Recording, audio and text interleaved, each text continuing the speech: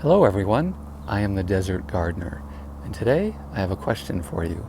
Can you make your peppers hotter? Well, I've got my tea. Let's talk about that.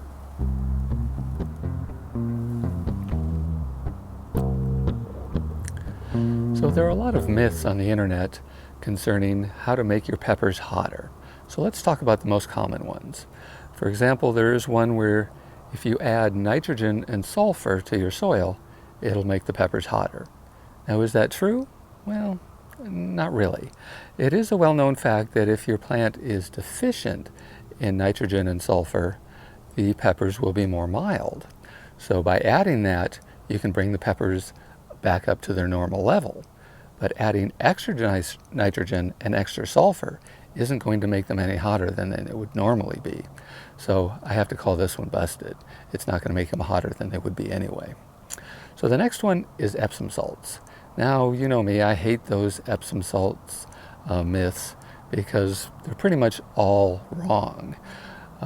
People will recommend Epsom salts for pretty much anything.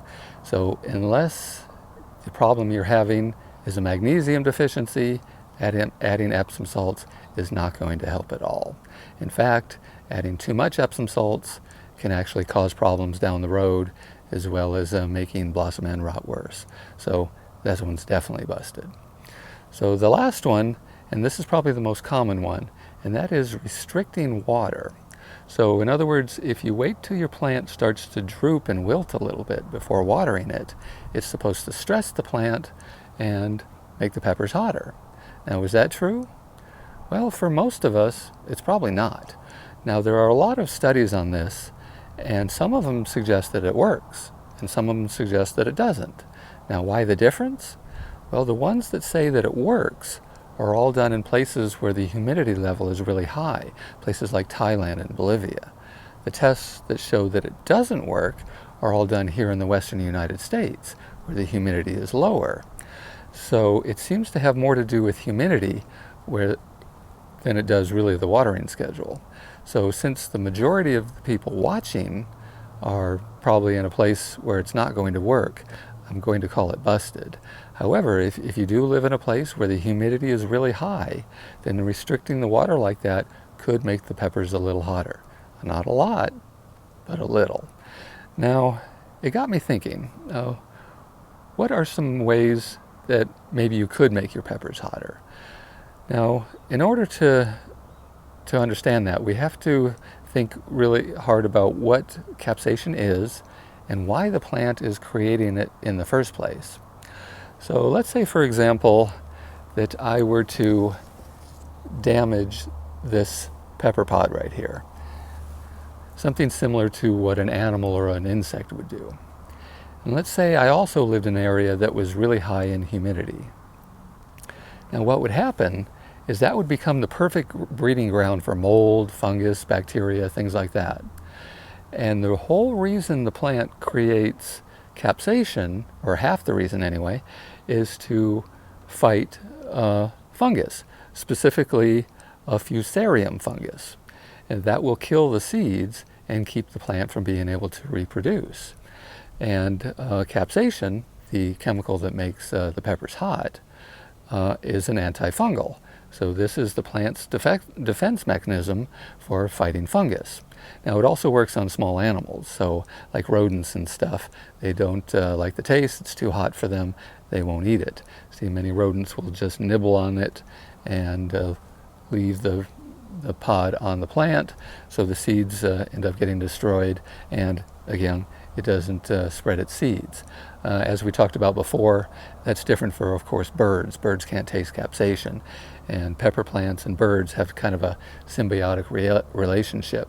They will actually want the birds to eat the seeds because you can't digest them, they'll fly away someplace, they'll poop them out, and it helps them spread their seeds.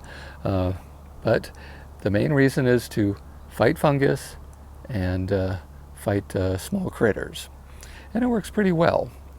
So now that we understand why it works, now let's say, for example, that once again I damage this pod. And again, I'm in a place that's very high in humidity, and I introduced a fusarium fungus to that pod. will the plant realize that it's being attacked and produce more capsaicin? Well, maybe, but not to these pods, because these pods are already set, already formed. So it's not going to push any more capsaicin to them. However, will the second or next set of pods that it produce may be a little hotter? I think they probably would be. Now, I am kind of speculating at this point, but probably not by a lot. However, if I were to take those pods, let them fully ripen, harvest them, take the seeds, plant them, grow a new pepper, and then do the exact same thing over again, and then over again, and again, and again, after about 100 years, those peppers are going to be hotter. That's just simply how evolution works. Many plants and animals will have certain defense mechanisms. And if those defense mechanisms are working, then they have a tendency to get better over time. Now, it's going to take a long time, so this probably isn't practical for the home gardener. You're not going to really get any substantial raise in the capsaicin level to the peppers you're growing, without crossing them, of course, but that's not the question. So I really think you shouldn't bother.